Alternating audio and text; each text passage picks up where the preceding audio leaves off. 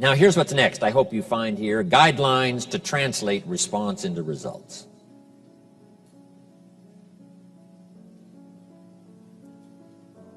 We haven't come just to lecture. We haven't come just to share. We've come to do a combination of things, hopefully, that'll create all kinds of unique individual, collective activity after this weekend is finished. Jot the phrase down. Results is the name of the game.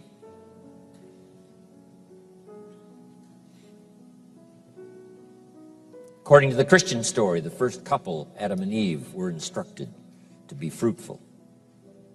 Fruitful, produce some results. Fruitful is kind of an interesting word. It sort of denotes abundance. Here's what I think fruitful and abundance and productivity. And I think here's what it means. To go to work on producing more than you need for yourself. Go to work producing more than you need for yourself. And I think we fulfill that command so long ago given to be fruitful, to be productive, to produce far more than you need for yourself so that you can bless others, bless your community, bless your nation, bless your enterprise. Produce more ideas than you need for yourself that you can share and give them all away. Produce more in terms of substance and money and treasure and all things valuable to human beings, far more than you need for yourself. R.G. Letourneau's story, the man who built the big earth-moving machines, it was his goal to someday give away 90% of his income. Giving away far more than anyone could possibly imagine. Someone says, wow, 90% is an awful lot to give away. Well, you should have seen the 10% that was left. I mean, once abundance starts to come, once someone becomes incredibly productive, it's amazing what the numbers turn out to be. It's amazing what it finally totals. Incredible. So hopefully we'll have guidelines for you during this weekend so you can turn the response you've created already by being here, then the response by employing your mental activity and taking notes and putting all this through your mental processes so that you can create this kind of results when you leave here. Next, best way to make the most out of this weekend is just a few things. Number one, be thankful for what you already have. This looks like a pretty prosperous audience already. So we're already doing well, which is okay. But what if we could multiply the value of our productivity by 2, by 3, by 5, by 10? Would that be valuable? And the answer is yes, of course it would. But first of all, to have the mechanism or the inspiration or whatever it takes to really do extremely well, first you start with thanksgiving, to be thankful for what you already have. We have already solved the problem of necessity. In this room, we've probably already solved the problem of survival. So we're no longer concerned with just necessity and survival. We're perhaps beyond that. But now that we have gotten beyond that, no telling what else we can do. But first of all, let's be thankful for what we've accomplished up until now. The years that have brought me here and the experiences that have brought me here, starting with my parents who raised me, gave me an incredible foundation that's lasted me all of these years.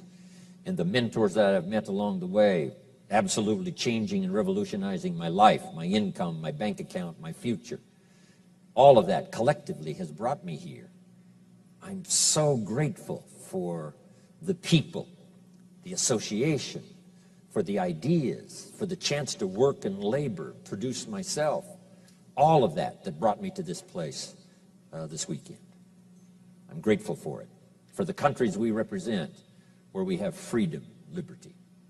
Make this note. It's one of the best for the day. These are extraordinary times. About 11 years ago, the walls came tumbling down in Germany. And it started a wave of democracy and freedom like the world hasn't ever seen before. It looked like communism was on the march for so many years, and the dark shadow of that political philosophy fell on so many countries. that I visited even back in those early days. And now those shadows are beginning to flee away. And the light of democracy and freedom and capitalism is now the order of the day. And there's just a few old dictators left, and they will soon be gone. Here's the good news. In our lifetime, they will all be gone. That's an incredible thought to think. The dictators of the past will all be gone.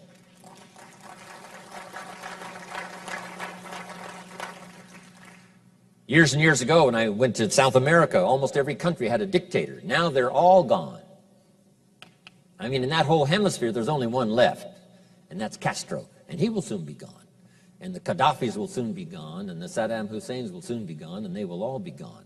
Because now, once this wave of capitalism and freedom and free enterprise and spirituality now sweeping the whole world, once it started all those years ago, I'm telling you, it is such an incredible sight to see. I now have the opportunity to lecture in East Germany and to lecture in Czechoslovakia and Poland. The last time I was in Poland, we had a bomb scare. It was incredible, middle of the winter. And they said, you know, there's a bomb in the place. So we all vacated and went out in the winter and stayed for about, 20, 25 minutes while they brought in the sniffing dogs to clear the place. And no one left.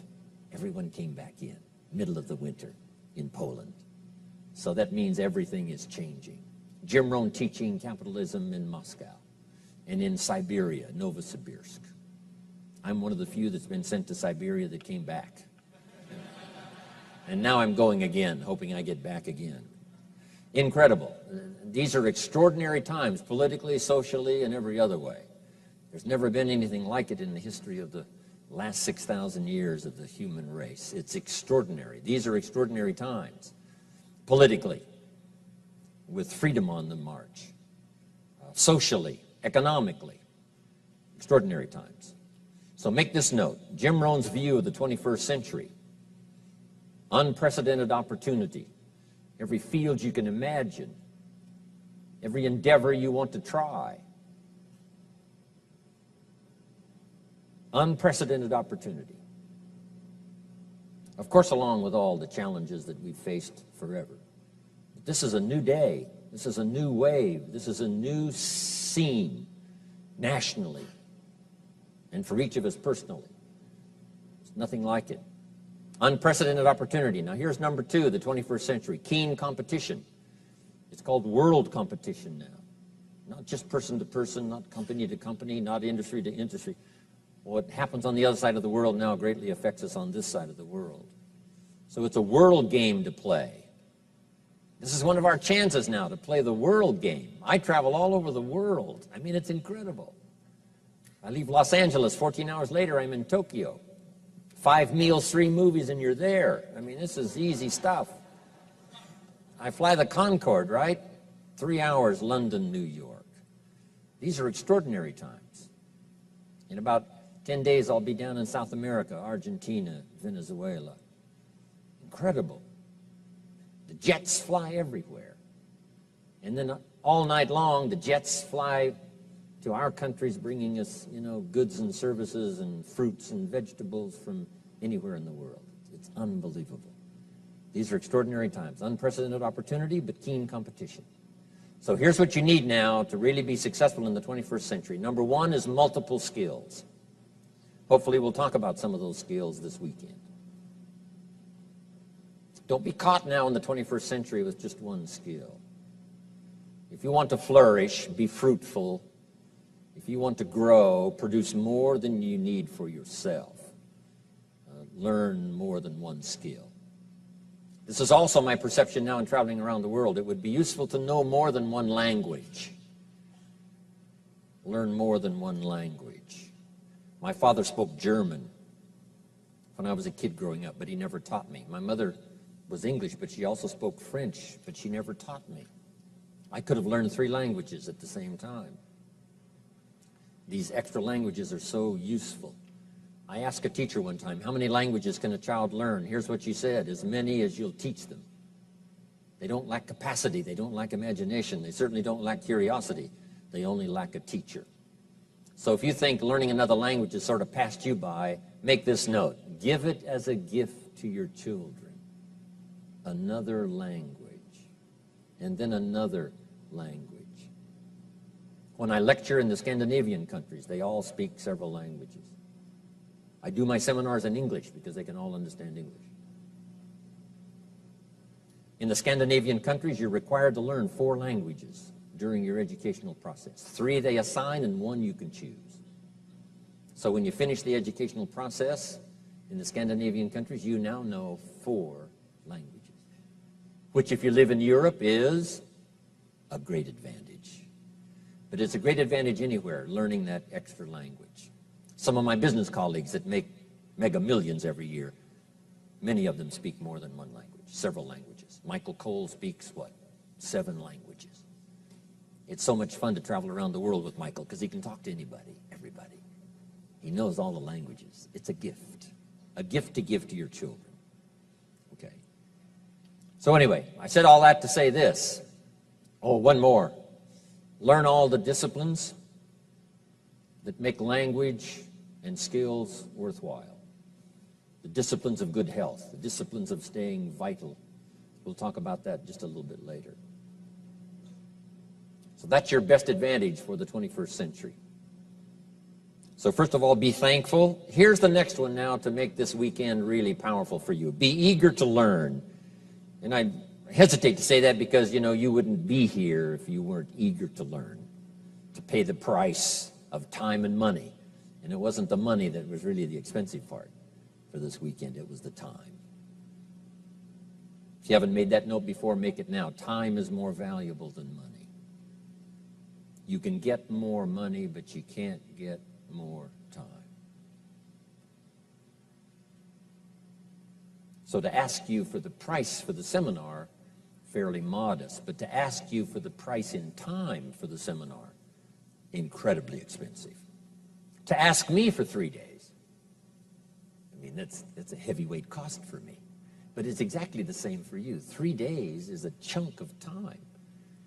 And so the biggest investment for this weekend is not the money. The biggest investment is the time. So here's what I want to happen. I want this investment to pay off for you, multiplied many times over. What will this seminar be worth? Not the price it costs to get in, and not really the price of time. It may be worth 1,000 times more than that.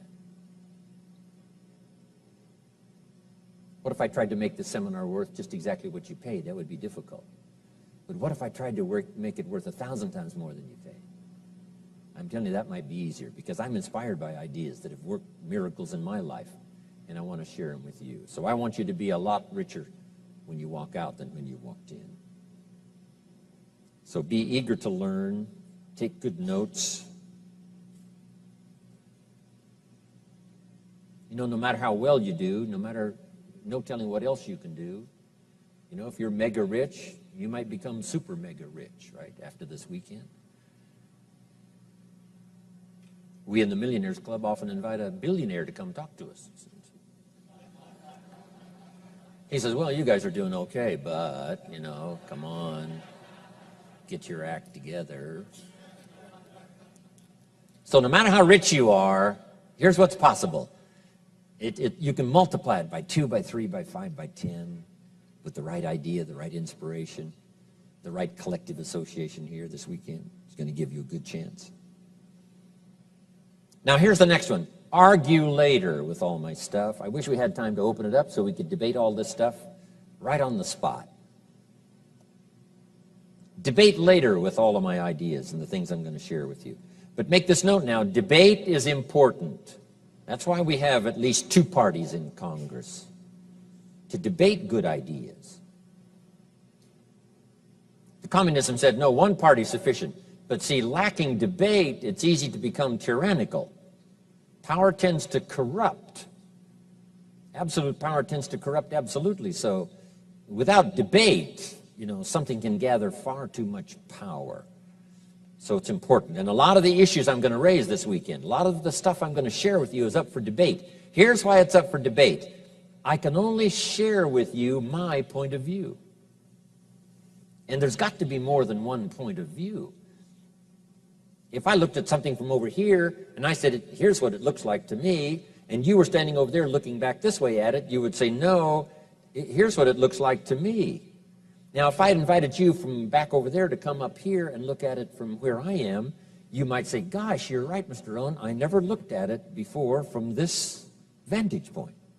So that's what I want to do, and the speakers we've got this weekend are going to gather all of us up and share ideas from our point of view. But here's what you must remember. There's more than one point of view. So here's what's important: to be a student, not a follower. To be a student, not a follower. And part of being a student is to debate the ideas. Once you hear them, you say, right or wrong. Could it work for me, not work for me? Is that a little too heavy, or isn't it sufficient enough? Now, sometimes it's useful to debate with each other. I'm a good debater, right? If I choose one side, I don't really care which side to choose. Just pick a side. Go for it. I remember a great debate I really heard. Someone in America was debating someone in Canada that held a little more liberal position. And the American was very conservative. And the American said, every man for himself. Individualism, rugged individualism. And on the other side, the liberal said, well, yes, every man for himself, said the elephant as he danced among the chickens. I thought, hey, that's a pretty good point. So, whether it's liberal or conservative, we need both. In America, the Declaration of Independence is America's great liberal document. And the Constitution of the United States is America's great conservative document. So it takes a bit of both. Okay. But to debate the idea. Now, if you can't debate with someone, here's what you must learn to do. Debate with yourself. Is it valuable or isn't it valuable? Is this idea I've heard a bit off track, or is it on track? Would it be useful or not be useful? To debate the merits of trying it, to debate the merits of putting it into action. So debate is a way to refine a good idea. Someone in Congress says, I have an idea for the country. And the rest of them say, wonderful, put it on the table. So someone asks 3 questions, and this guy says, wow, I never thought of those questions. I withdraw my great idea. Well, it's a good thing we didn't try it on the country. So here's why we learn from multiple voices, but we don't become followers, we become students, and that is to refine ideas that can change our health, change our income, change our future, change everything for the better, make us more productive, to finally have far more in productivity than we need for ourselves. But eager to learn, exercise good debate. Now here's the last part to make this a valuable weekend, and that's to be a good listener. And I know that's not going to be easy. Most of our life is going on outside these 4 walls. Our business is out there, and our customers are out there, and the store we run is out there, and our children are out there, our family's out there, and our friends are out there. Everything, most of the things that involve our life are out there. So sometimes when the big part of our life that's going on out there, it's a little hard to sort of dismiss all of that for a while, put it in a place where you can just push it aside for just a little while and really listen intently and gather up the information. But I know you're going to do your best. Okay.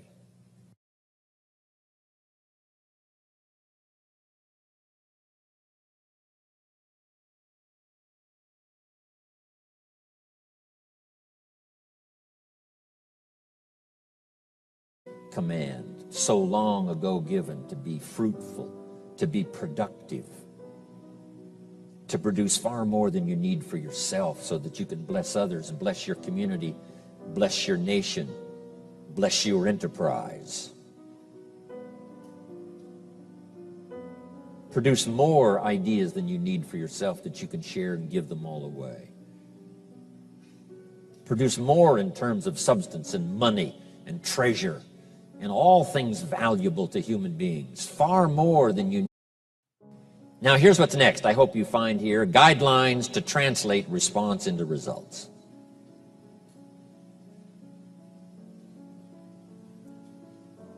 We haven't come just to lecture, we haven't come just to share. We've come to do a combination of things, hopefully, that'll create all kinds of unique individual, collective activity after this weekend is finished. Jot the phrase down. Results is the name of the game. Need for yourself. R.G. Letourneau's story, the man who built the big earth-moving machines. It was his goal to someday give away 90% of his income. Giving away far more than anyone could possibly imagine. Someone says, wow, 90% is an awful lot to give away. Well, you should have seen the 10% that was left.